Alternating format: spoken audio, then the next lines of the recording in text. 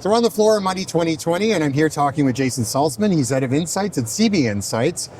The CEO of CB Insights was just on the floor talking about predictive AI, talking about technology, talking about private markets. And yeah, you are going to step in, and we're very appreciative of it, and talk to us a little bit about not just what CB Insights does, but kind of why you're here and how the technology kind of goes together. Yeah, absolutely. Happy to be here. Thanks for having me, Corey. Yeah, of course. Really, when we think about it, right, CB Insights historically has been a data and research company focused on helping anyone who cares about private companies understand where those companies are going, the technologies building the future, and sort of all of the different components of how those companies relate to each other in a broader ecosystem. Right, what Manlio was just on stage talking about was the rise of predictive intelligence on private markets, right? An asset class that's opening up more and more to different types of investors that will matter more and more to the larger portion of the economy. Right. As we think about, right, as Manlio recited some stats on stage, 160,000 plus VC-backed companies, representing about $4 trillion worth of equity funding deployed into those companies, but that are likely to create the next $40 trillion worth of market value as you look at, where those companies go. Some of them will do it in the public markets via IPO, some of them will do it via exits through acquisition or mergers, and then some of them will remain private as we look at companies like SpaceX, Databricks, Stripe, right? A lot of those household names, many that are a little bit more under the radar, creating that value, staying private for longer and longer, and really thinking about different ways to generate that value out in the world. So here's a question for you. I'm going to go a little sideways for a second. So I was speaking to somebody recently in the private credit space. They've been around for a while. Their argument was, no, we're not going to necessarily bring in technology to do a different type of analysis that we already do. They're buying shares of, SpaceX or OpenAI or whatever it is. Tell me why he's wrong. Because unlike public companies who have to report quarterly financial statements, who have to report quarterly earnings, who have public disclosure requirements from the SEC, right? None of that exists for private companies, right? There's no infrastructure, there's no clean data sets, there's none of the that infrastructure that exists for data on companies, how they're performing financially, what's happening with them out in the world, their forward-looking prospectus or prospecti. I'm going to have to learn the plural on that at some point. All good. But when you think about private companies, most of them can exist behind, as Manlio said on stage, frosted glass. There's an opaqueness to that market, to those companies, and to everything that is knowable about those companies. AI, in terms of the ability to go out and collect unstructured data, structured data, turn it into, through sort of mapping and cleaning, into a real intelligence on those companies, what's happening inside those companies, beyond just how much money they just raised, which is a little bit of a lagging indicator. You pay a reactive tax on that when you're reacting to prior funding rounds, as opposed to getting a good lens into what's happening inside those companies as they build for the 18, 24, 36 months between rounds, or as they stay private longer and longer into their lifespan. Right. A lot of companies historically would go 7, 8, 10 years before going public. Now we have the majority of companies that go public now. The average age is about 15, 16 years.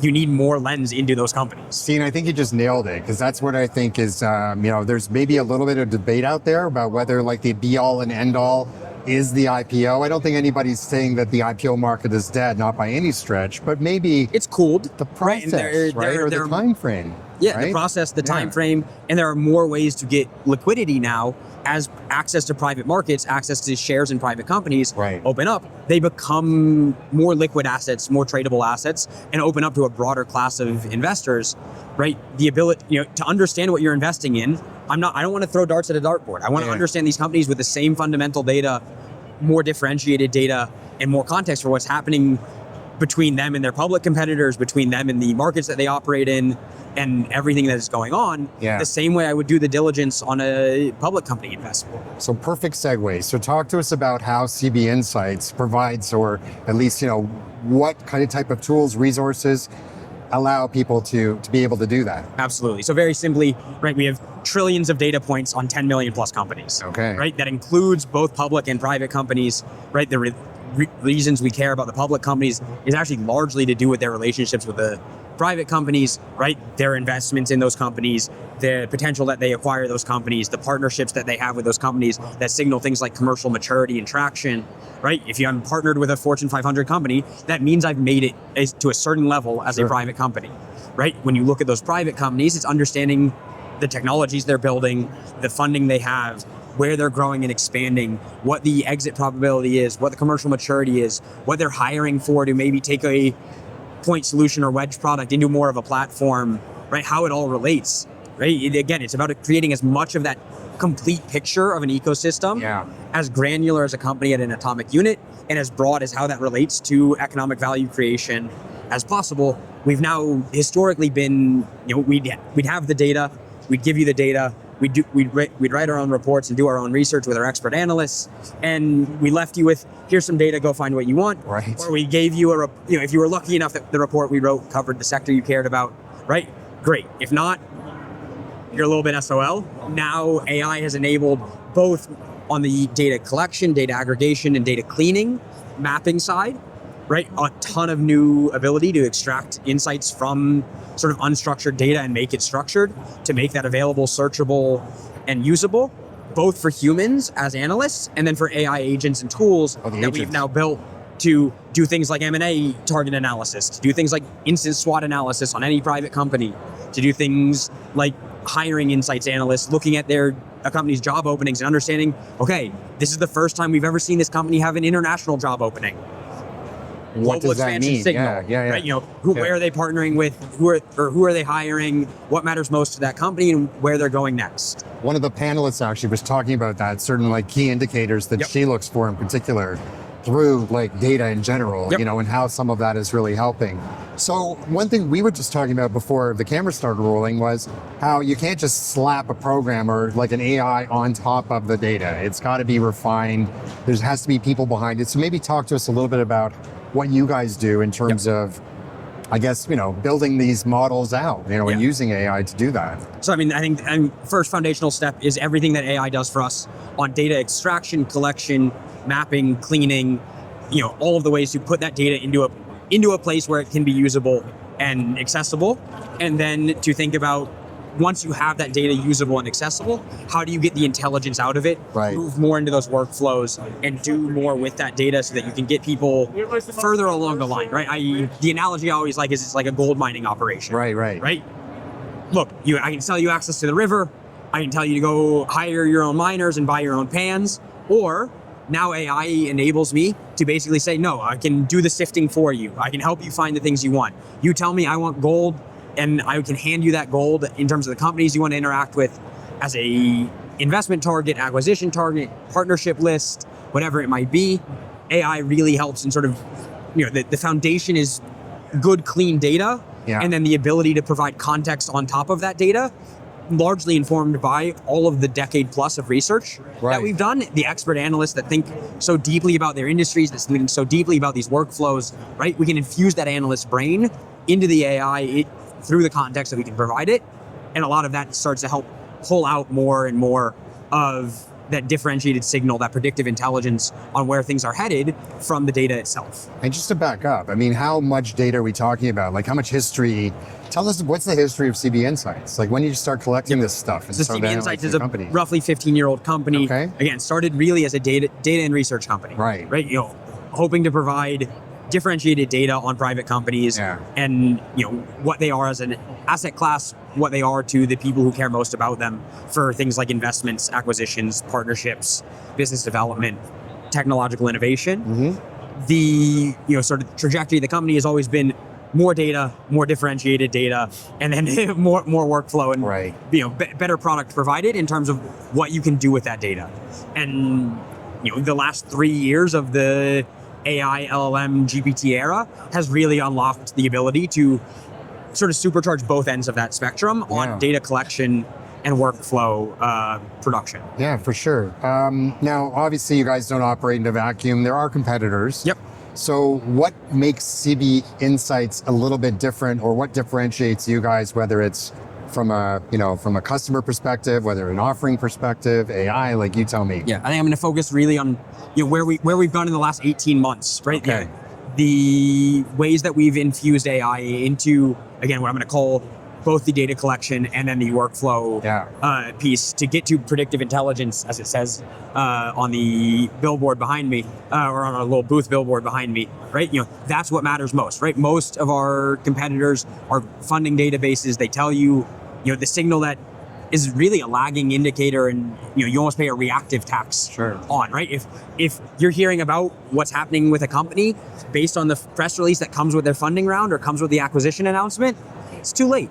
The opportunity is either gone or priced in. Right. The way we look at it is everything that happens between funding rounds, between those announcements, right? That's where we really come in and provide that predictive intelligence on where the company's going, what the likelihood is that they are going to raise that next round, get acquired, have that next great partnership that's going to redefine the sector they play in, or happen at the intersection of two sectors with, when you think about fintech, for example, what happens now when all of the banks are interested in stablecoin companies, right? Where does that go, and how does Theme of this conference, Theme of this conference, yeah, exactly, right? Yeah. Where does everything go when you rewrite the infrastructure layer for finance, right? What are the technologies that are going to define that? Where are the partnerships showing up? Where are the investments being made? What happens when you get the next either IPO, acquisition, investment, or a new emerging market for companies working in a new technology space? All of which, right, we look at from the predictive lens of what's going to happen next and what can you do about it. Whether you care about it for an investment use case, an acquisition use case, a business development use case, or an innovation use case, right? You care about those companies and technologies building the future for one reason or another, and we provide that sort of forward-looking lens into that. What's your favorite use case? Making pretty pictures for the internet. It's how I spend a lot of my time. Right. I'd say a lot of my job is really going in and using our tools, using our data to take the perspective on, what's happening. Last week we had a great piece that we did with Business Insider, looking at sort of how Google's AI offering is changing, right, and their AI workload offering is changing the nature of how new business relationships are formed amongst the AI startups. You look at historically, how the sort of share of business relationships spread between the cloud providers, and you look at how that's changed in the last 18 months with Google and Gemini and their AI workload offerings, right? Being able to sort of understand what's driving a given set of relationships or industries, what's happening in the space. One of the things I looked at last week was, sort of how, if you accept that one of the limits on AI is the ability to have good compute or compute capacity, right? Obviously, NVIDIA dominates most of the conversation. Google's talk of TPUs and everything they've done there dominates a lot of it.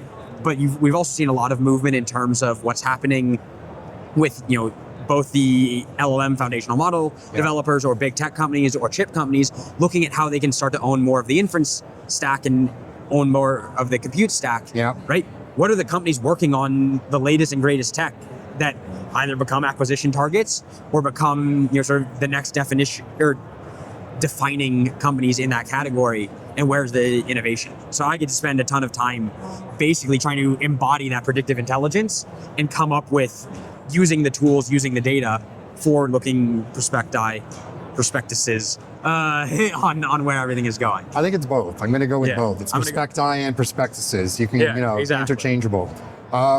They did mention, I know, again, thinking about the panel and some of the conversation there, one of the analogies was, a river that obviously has a lot of muck in it. The data's dirty. It needs to be cleaned, refined, and I think the ultimate objective for everyone is you want to be able to drink the water, right? Yeah, and not have to worry about it. Where are we at, and do you feel, in terms of getting to that point, or will we ever even get there? Data's a hard business, right? I mean, I think you see this across every use case with AI, right? Figuring out how to get the right data to avoid making slop, how to get the right data to provide the ultimate context that you need, using humans in the loop and reinforcement learning to get the most out of any given data set and to understand what is possible with that data set and what's a validated, valuable response is going to be a problem forever. And I don't know that we're ever, right, I think we're much cleaner to good drinking, or much closer to good drinking water than we ever have been. But the, sort of the salinity test or the test strip changes over time as you expect more and more of it. As, right, when you think about private markets and private companies, you get closer to the same level of data and intelligence available on public companies, that benchmark moves, right? There's still more information that becomes available about public companies all the time, right? You have an entire asset or an entire universe of alt data where everyone is always looking for that alpha, for that edge, for the things that will help them generate better returns or understand what's happening between companies and markets more effectively. When you look at private companies in our use case, you'll get that bar keeps raising. We hope to do a lot of that bar raising ourselves, and understand that there will always be that next thing to chase on water purity. You picked up the analogy perfectly. Yeah, it's true. Like, we can never get to like 100,000 million% pure. Yeah. Then we're all, everybody's finished. We don't need to do any more research or digging. On the other hand, you're also saying that, you still need people, right? Yeah. And at the same time, and you mentioned earlier about agentic AI and sort of the machines teaching the machines. Yep. But the data obviously needs to be clean, refined, and hopefully better for all. Yeah. One of the greatest, most powerful things we have is a decade plus of expert analyst research with PhDs, industry experts, right? Internal and external partners, all thinking about, okay, what can I know from this data and how do I make it most useful for the things and problems I am trying to solve when I look at private companies and new emerging technologies. Love it. People make data better, data makes people better. It's all one, sort of self-fulfilling for sure cycle. So if you had to sum up, what exactly CB Insights, what the core focus is, predictive intelligence, in one word or two. Predictive intelligence on private markets. Okay, all right. That's more than two, but yeah. Yeah, all right. Predictive intelligence. That's okay, I'll give you that. Simple. Very cool, good. Anything else you wanted to add? Or? No, I think that's phenomenal. Thank you for having me. No, really appreciate you taking the time to join us, and hope the conference goes well. Thank you. Yeah, thank you. Have a great one. And now for the legalese. The information provided in this podcast is for educational and informational purposes only and does not constitute financial, investment, or legal advice. Always do your own research and consult with a licensed financial advisor before making any investment decisions. Past performance is not indicative of future results, and all investments carry risk. The views expressed are those of the hosts and the guests and do not necessarily reflect those of any affiliated organizations.